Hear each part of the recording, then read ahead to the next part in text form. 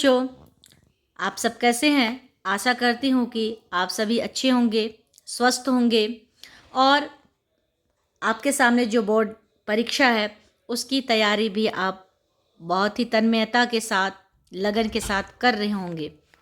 इसी आशा के साथ आज हम सब पढ़ने वाले हैं विद्यापति का जो पद है। विद्यापति कवि के विषय में विस्तार से जानेंगे, उनका परिचय साहित्यिक परिचय जानेंगे और कक्षा 12वीं में जो इनका पाठ्यक्रम है उसे भी हम जानेंगे कि उस दोहे में विद्यापति ने किनका वर्णन किया है। यदि आप हमारे वीडियो में नए हैं तो सब्सक्राइब कर दीजिएगा और अंत तक वीडियो में बने रहिएगा। विद्यापति कवि जो हैं या जो थे, ये कवि मैथिली कोकिल के नाम से जाने जाते थे, क्योंकि ये कवि ने पदावली की रचना की। ये पदावली मैथिल भाषा में है और इसमें इन्होंने मैथिली भाषा की वो छटा बिखेरी जिस वजह से इनको मैथिली कोकिल के नाम से भी जाना जाता है। विद्यापति जी का जन्म 14वीं सदी के उत्तरार्ध में लगभग 1360 ईस्वी में बिस्फी नामक ग्राम में हुआ था। बिस्फी मधुबनी जिला मिथिला क्षेत्र पड़ता है, बिहार, वहाँ इनका जन्म स्थान है। इनका निधन 1448 ईस्वी को हुआ था।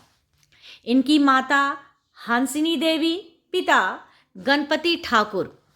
इनके जो आश्रयदाता थे, यानी कि जिनके ये आश्रय में रहे, वो हैं मिथिला नरेश कीर्ति सिंह और शिव सिंह और उनकी पत्नी लखीमा देवी। कीर्ति सिंह का भी इन्होंने यशोगान कीर्तिलता में किया है। शिव सिंह का यशोगान कीर्ति पताका में किया है। इनकी रचनाएं हैं कीर्तिलता, कीर्ति पताका, पुरुष परीक्षा, बहुत सारी रचनाएं हैं, लेकिन इनको जो प्रसिद्धि मिली है वो है कीर्तिलता, कीर्ति पताका और पदावली। इनका विशेष कमांड रहा है श्रृंगार में, प्रेम में और भक्ति में। पदावली में इन्होंने मिथिला तथा उसके आसपास के क्षेत्रों का जो लोक संस्कृति है इसको भी प्रभावित और अनुप्राणित किया है। शिवलीला, गंगा स्तुति, राधा कृष्ण के प्रेम आदि से संबंधित इन्होंने बहुत सारी रचनाएं रची हैं। इनका पूरा नाम अगर हम कहें तो विद्यापति ठाकुर। इनको मैथिल कोकिला के नाम से भी जाना जाता है, क्योंकि इनकी पकड़ जो थी जबरदस्त थी मैथिली भाषा में। हिंदी में कृष्ण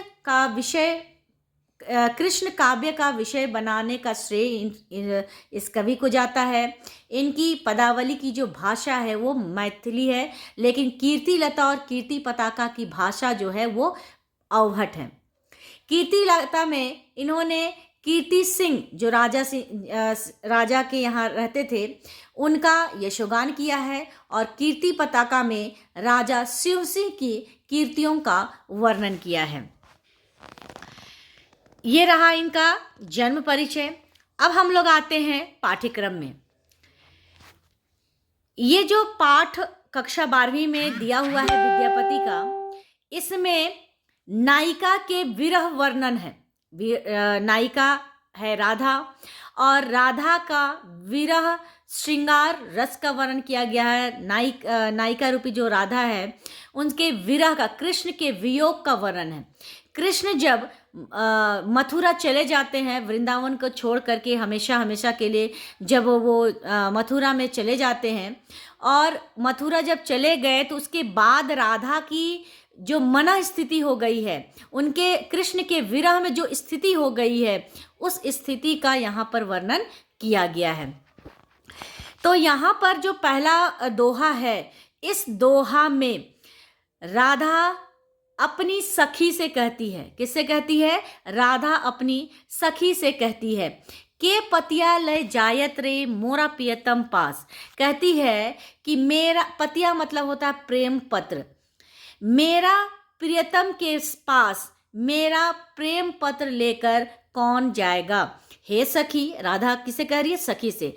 हे सखी, मेरा जो पत्र है, मेरा जो प्रेम पत्र है, इस प्रेम पत्र को मेरे प्रियतम पास कौन पहुंचाएगा या कौन लेकर जाएगा। हिये नहीं सहे असहे दुख रे भेल सावन मास।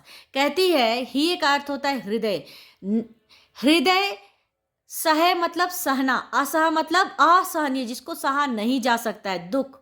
भेल सावन मास रे, भेल मतलब हो गया, सावन मतलब श्रावण का महीना, ये हिंदी का श्रावण का महीना है ना, मास मतलब महीना। कहती है कि हमारा जो हृदय है, ये हमारा हृदय इस असहनीय दुख को, यानी कि कृष्ण का जो वियोग है, इस वियोग के दुख को असहनीय कहा है, क्योंकि राधा के लिए यह असहनीय हो गया है। कहती है कि मेरा जो हृदय है, कृष्ण के वियोग का जो भयंकर दुख है, असहनीय दुख है, उसको सहने में असमर्थ है, क्योंकि अब तो श्रावण का मास भी आ चुका है। एक सरी भवन पिया बिनु रे मोही रहलो न जाए। एक शरीर को लेकर के हम प्रियतम के बिना इस महल में, इस घर में रहा नहीं जाता है। कहने का अर्थ है कि कृष्ण के बिना या प्रियतमा के बिना जो सूना घर है, इस घर में मुझसे अकेले नहीं रहा जाता है। सखी अनकर दारुण दुख दारुण रे जग के पतियाए। कहती है कि हे सखी, अनकर दुख मतलब दूसरे का दुख, दारुण भयंकर, जग मतलब संसार, पतियाए मतलब समझने वाला, विश्वास करने वाला। कहती है कि हे सखी, इस संसार में ऐसा कोई भी व्यक्ति है जो दूसरे के दुख को समझे, यानी कि ऐसा कोई भी संसार में नहीं है जो हमारे इस दुख को समझने वाला हो। अगर समझने वाला रहता तो हमारा जो प्रेम पत्र है, इसे ले जाकर कृष्ण को दे देते। तो इसीलिए कहती है कि इस संसार में कोई भी ऐसा एक व्यक्ति नहीं है जो हमारे दुख को पतियाएगा। मोर मन हरि हर लय गेल रे अपनो मन गेल।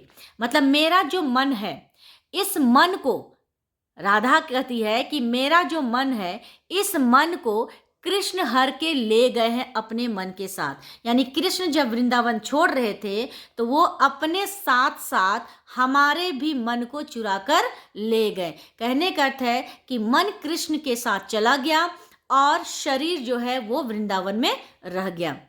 गोकुल तेजी मधुपुर बसरे, यानी कि जब से कृष्ण गोकुल को त्याग कर मधुपुर में बसे हैं, यानी कि मथुरा में बसे हैं, कन अब जस ले, तब से हमारी बहुत ही बदनामी हो रही है। विद्यापति कवि गाओल रे धनी धरु मन आस। विद्यापति कवि कहते हैं कि हे नायिका, हे राधा, तुम अपने मन में तुम धैर्य बनाकर रहो, अपने मन में आशा बनाकर रहो। क्यों? क्योंकि आवत तोर मन भावर है, क्योंकि वो आएंगे, तुम्हारे मन को जो भाने वाले हैं वो इसी कार्तिक मास में आएंगे, इसी कार्तिक के महीने में आएंगे। कार्तिक यानी कि कार्तिक का महीना हिंदी का है। तो विद्यापति कवि कहते हैं कि हे नायिका, आप तुम धैर्य रखो, मन में आशा जगा के रखो, क्योंकि तुम्हारे मन को भाने वाले कृष्ण इसी कार्तिक महीने में वापस तुम्हारे पास आएंगे। इसलिए धैर्य बनाइए और अपने मन में आशा जगा के रखिए। विशेष में देखेंगे यहाँ पर बिरहनी नायिका जो राधा है, उसके विरह का मार्मिक वर्णन किया गया है। वियोग श्रृंगार रस है, मैथिली भाषा में ये पदावली से लिया गया है, इसलिए भाषा मैथिली है। प्रियतम पास मोर मन धनी धरु में अनुप्रास अलंकार है। हरि हर में यमक अलंकार है और तुकांत कविता का प्रयोग किया गया है, मतलब तुक वाले कविता है।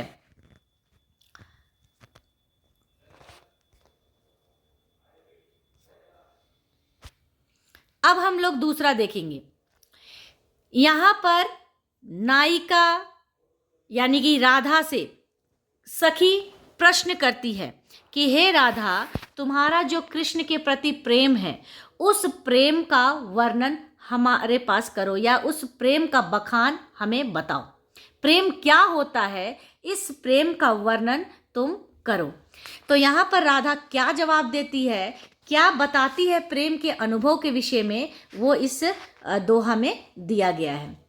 सखी हे पूछसी अनुभव मोय, मतलब हे सखी तुम मुझसे क्या पूछती हो, मेरे प्रेम के अनुभव को तुम क्या पूछती हो, मैं क्या बताऊं, इसमें मैं कुछ बता ही नहीं पाऊंगी, क्योंकि इसको अनुभव किया जा सकता है, फील किया जा सकता है, इसका वर्णन कभी भी नहीं किया जा सकता है। और तुम मुझसे प्रेम का वर्णन पूछ रही हो, तो मैं तुम्हें क्या बताऊं।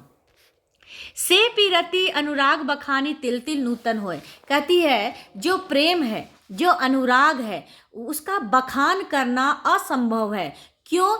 क्योंकि वो हर पल हर क्षण उसमें कुछ नयापन जुड़ता है, जिस वजह से प्रेम का वर्णन करना बहुत ही मुश्किल है। क्योंकि प्रेम के अनुभव को महसूस किया जाता है, उसका वर्णन कभी भी नहीं किया जा सकता। जन्म अवधि हम रूप निहारल नयन तिरपिन भेल, कहती है कि प्रेम क्या है, उसका छोटा सा उदाहरण यहाँ पर दी है कि जन्म से मैं कृष्ण के रूप को मैंने निहारा। हमारी जो आंखें हैं वो जन्म से कृष्ण के सौंदर्य को निहारा, लेकिन हमारी आंखों को वो तृप्ति नहीं मिल पाई है। जन्म से देखा है कोई चीज़ को हम लोग बार बार देखते हैं तो देखने की इच्छा नहीं होती है, लेकिन राधा कहती है कि हम जन्म के समय से ही कृष्ण के रूप को देखते आए हैं, लेकिन हमारी आंखों को संतोष नहीं हुआ है। यानी कि राधा की आंखें आज भी कृष्ण को ही देखना चाहती है। सेहो मधुर बोल श्रवणी सुनर सुती पत परस न गेल, कहती है अब कान के विषय में कि हमारा कान जो है कृष्ण के मधुर वचनों को शुरू से सुनता आया है, लेकिन आज भी हमारे कान कृष्ण के मधुर वचनों को सुनने के लिए व्याकुल हैं, यानी कि तरस रहे हैं। आज भी हमारे कान सिर्फ सुनना किसको चाहते हैं? कृष्ण के मधुर वचनों को। कत मधु जावनी रभस गमावोली ना बुझल कैसन के लिए, कहती है कि मैंने जो वसंत का समय है, उस समय मैंने कितनी रातें कृष्ण के साथ काम क्रीड़ा कर समय बिताया, लेकिन काम क्रीड़ा क्या होता है इसका अनुभव आज भी मुझे नहीं हो पाता है। लाख लाख जुग हिये राखल तैयो ही जर्नी न गेल, लाख लाख बार कृष्ण को अपने हृदय से लगाया, लेकिन हमारे हृदय की जो जलन है वो आज तक खत्म नहीं हो पाई। यानी कि आज भी हमारा हृदय जो है वो कृष्ण को ही गले से लगाना चाहता है। लाखों लाख बार मैंने हृदय से लगाया कृष्ण को, लेकिन आज भी हमारा हृदय कृष्ण को ही गले से लगाना चाहता है। कत विदगत जन रस अनुमोदय अनुभव काहू न पेग, कहती है कि इस संसार में ऐसे बहुत से रसिक जन हैं, बहुत से प्रेमी जोड़े हैं, लेकिन वो लोग भी प्रेम का ठीक ठीक वर्णन नहीं कर पाए हैं। विद्यापति कह प्राण जुड़ाइते लाखे न मिलले, विद्यापति कवि लास्ट में कहते हैं कि लाखों में एक भी ऐसा प्रेमी जोड़ा नहीं मिला जो इस प्रेम के अनुभव का बखान ठीक ठीक कर पाए हो। यानी कि कोई भी ऐसा व्यक्ति नहीं है जो प्रेम का वर्णन कर पाएगा, इसलिए क्योंकि प्रेम जो है वो महसूस करने की चीज है, वर्णन करने की चीज नहीं है। अब हम देखेंगे इसका विशेष।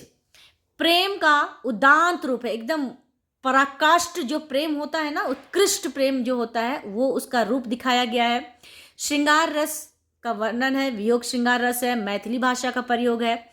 निहारन नयन न श्रवणे सुनल प्रत, इसमें अनुप्रास अलंकार है। सखी की मोय इन प्राण में अति संयुक्ति अलंकार है। ठीक है।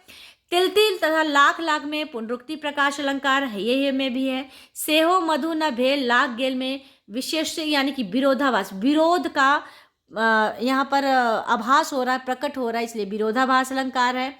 तुकांत कविता है। अब आगे आते हैं हम लोग। अब यहाँ पर जो नायिका की जो यानी कि राधा की जो सखी है, वो कृष्ण के पास राधा के विरह दुख को लेकर के कृष्ण के पास पहुंच गई है और कृष्ण के सम्मुख खड़े होकर राधा की जो विरह स्थिति है उसका वर्णन यहाँ पर कर रही है। कुसुमित कानन हेरी कमल मुखी मुदी रहे दू नयन। अब यहाँ पर राधा की जो सहेली है वो कृष्ण के सम्मुख खड़ी हो गई है और कृष्ण के समक्ष राधा की जो विरह दशा है इस विरह दशा का वर्णन कर रही है। कहती है कि जो राधा की जो सखी है वो कृष्ण के सम्मुख खड़ी होकर के राधा के विरह के विषय में वर्णन करते हुए कहती है कि हे कृष्ण, कमल मुखी मतलब कमल के समान मुख वाली, यानी कि राधा, कमल मुखी किसको कहा गया है? राधा को। कमल के समान मुख वाली राधा सुंदर कुसुमित कानन यानी कि सुंदर सुंदर बगीचे और हरे भरे जंगलों को देख करके मूंदी रहे दुनयन, अपनी दोनों आंखों को क्या करती है? ऐसे करके बंद कर लेती है। क्यों? क्योंकि वो सिर्फ उनकी आंखें कृष्ण को देखना चाह रही है। तो ये बातें राधा की जो सखी है वो कृष्ण के समक्ष रख रही है। कहती है कि हे कृष्ण, तुम्हारी कमल के समान मुख वाली राधा सुंदर सुंदर बगीचे और जंगलों को देख करके अपनी दोनों आंखों को क्या करती है? बंद कर लेती है। कोकिल कलरव मधुकर धुनी सुनी कर देई झापई कान। कहती है कि कोयल की कलरव और भौरे की जो भिनभिनाहट है, जो गुंजार है, इन दोनों की आवाज़ों को सुन करके अपने दोनों कान को झाँप लेती है, अपने दोनों कानों को बंद कर लेती है। यानी कि आंखें भी कृष्ण को ढूंढ रही है और कान भी केवल कृष्ण के मधुर वचनों को ही सुनना चाह रही है। इसलिए बाकी कृष्ण के आवाज़ के अलावा बाकी कोई भी चीज़ों को उनका कान जो है सुनना नहीं पसंद करती है। आगे है, माधव सुन सुन बचन हमारा। कहती है कि हे माधव, माधव यहाँ पर कृष्ण के लिए, हे कृष्ण तुम हमारी वचनों को सुनो, सुन सुन बचन हमारा, हमारे वचनों को बड़े ध्यान से सुनो।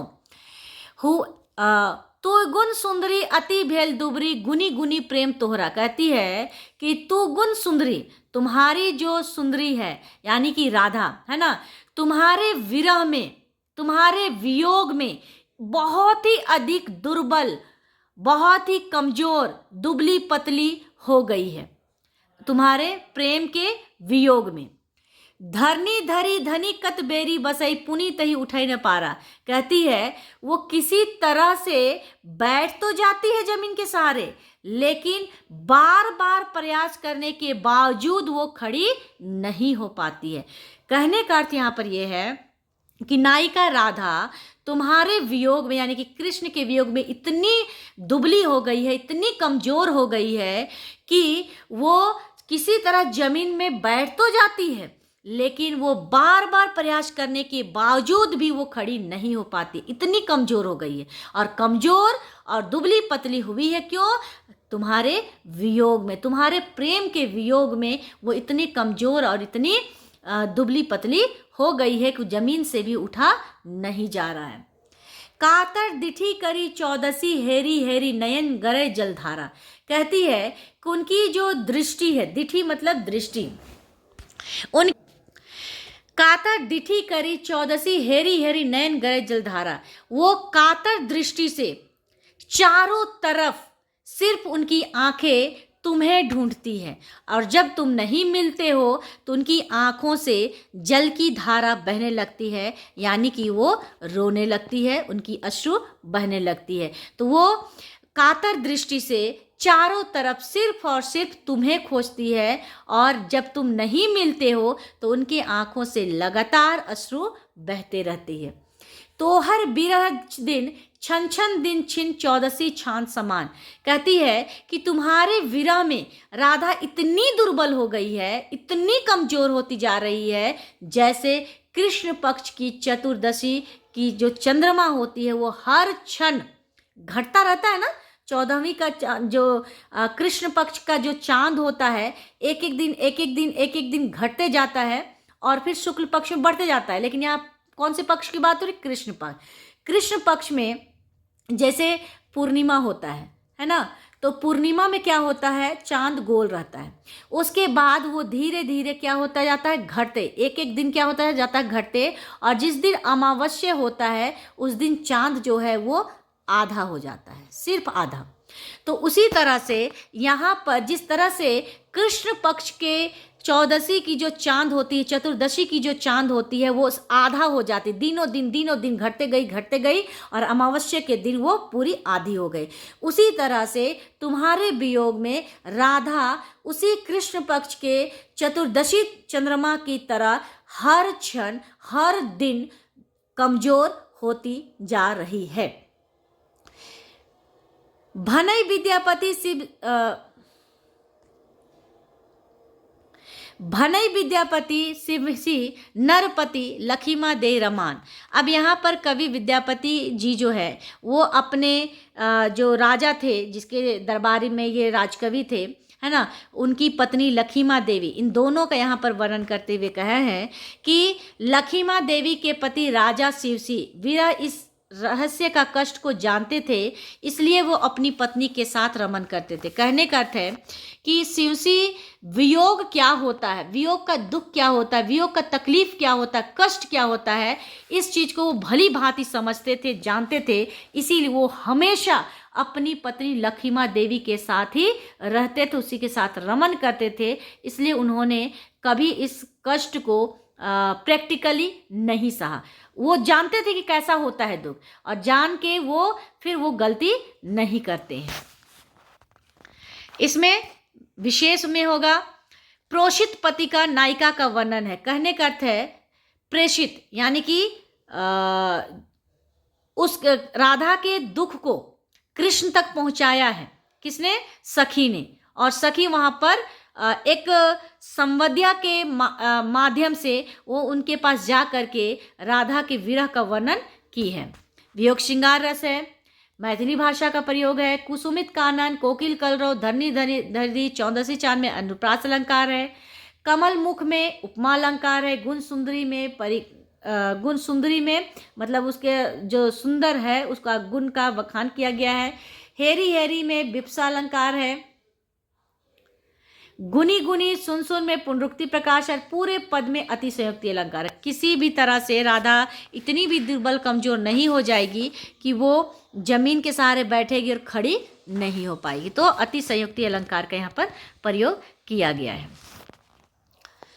आगे है प्रश्न उत्तर। प्रियतमा के दुख के क्या कारण थे? अब यहाँ पर राधा के दुख का कारण क्या है? दुख का कारण यही है कि उसके प्रियतम के पास पत्र ले जाने वाला कोई नहीं है, वह सुने घर में अकेली रहती है, श्री कृष्ण उसका मन हर कर ले गए हैं, अब उसको याद नहीं करते हैं, वो गोकुल छोड़कर मथुरा चले गए हैं, वहाँ से वापस नहीं आ रहे हैं। तो यही सब दुख का कारण है राधा का।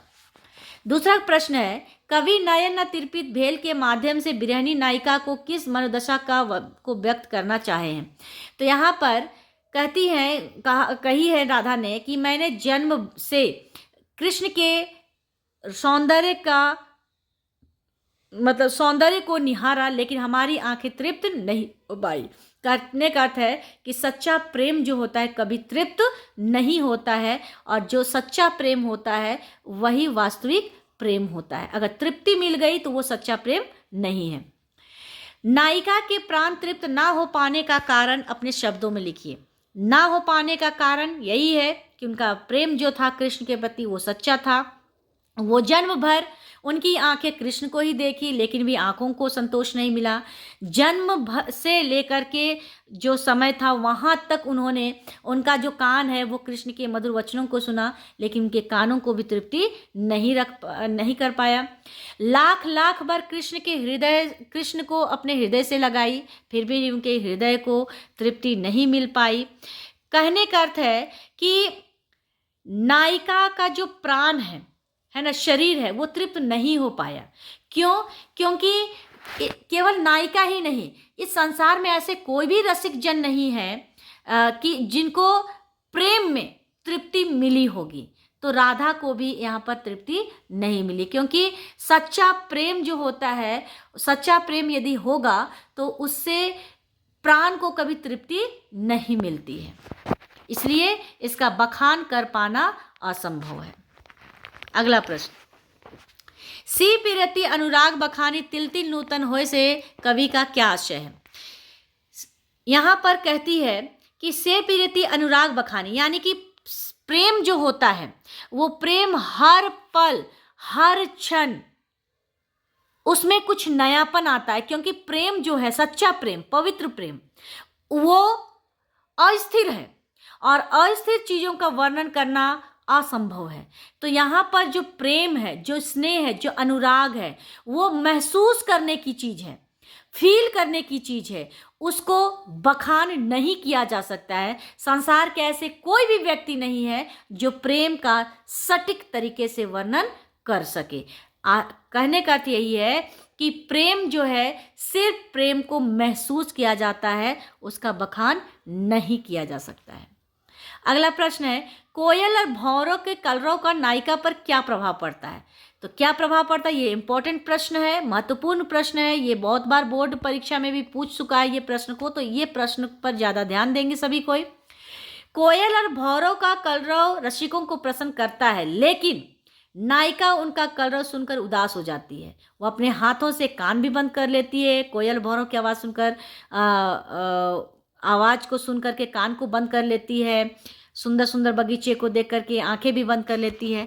कहने का अर्थ है कि इसलिए करती है क्योंकि जो कृष्ण के साथ उन्होंने समय बिताया है वो सारे पल एक एक करके याद आने लगते हैं, और इसीलिए कोयल और भंवरों के कलरव पर नायिका उनकी जो आवाज़ है उसको सुनना नहीं पसंद करती, क्योंकि वो विरह को और अधिक बढ़ाता है। अगला प्रश्न है, कातर दृष्टि से चारों तरफ प्रियतम को ढूंढने की मनोदशा को कवि ने किन शब्दों में व्यक्त किया है।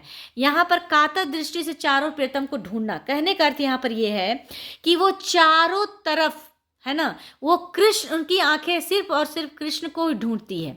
जब नहीं मिलते हैं तो उसकी आंखों से लगातार अश्रु बहते, मतलब उनके मन में आशा है कि कृष्ण कभी ना कभी आएंगे, और इसीलिए उनकी आंखें जो है वो कृष्ण को चारों तरफ ढूंढती रहती है, और उसके वियोग में इतनी कमज़ोर हो गई है कि वो किसी तरह धरती पर बैठ तो जाती है लेकिन वो खड़ी नहीं हो पाती है। दिनों दिन कृष्ण पक्ष के चतुर्दशी जो चांद है उसके समान वो दिनों दिन क्या होती जा रही है, दुबली पतली और कमजोर होती जा रही है। अगला प्रश्न है, आशय स्पष्ट करें। एक सरी भवन पिया बिनु रे, मोही रहलो न जाए, सखी अनकर दुख दारुण रे जग के पतियाए। कहती है कि एक शरीर को लेकर के घर में कृष्ण के बिना अकेले मुझसे रहा नहीं जाता, क्योंकि अकेले रहती हूँ तो ये विरह मुझे और अधिक कष्ट देता है, दुख को और गहराई मिलती है।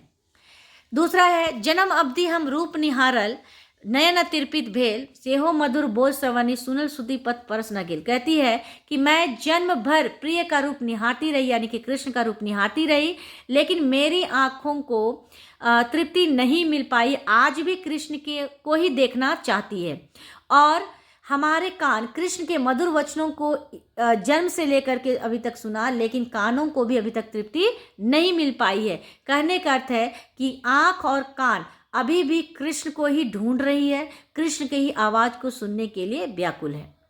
तीसरा है, कुसुमित कानन हेरी कमलमुखी, मुदी रहे धुनयन, कोकिल कलरव मधु कर धुनी सुनी कर दई झापे कान। कहती है राधा की जो सहेली कृष्ण है, राधा की जो सहेली है वो कृष्ण के सम्मुख खड़ी होकर के राधा की विरह स्थिति का वर्णन कर रही है। कहती है कि हे कृष्ण, तुम्हारी कमल के समान मुख वाली राधा वो जंगलों को देख, हरे भरे जंगलों को देख करके, उपवन को देख करके अपनी दोनों आंखें बंद कर लेती है।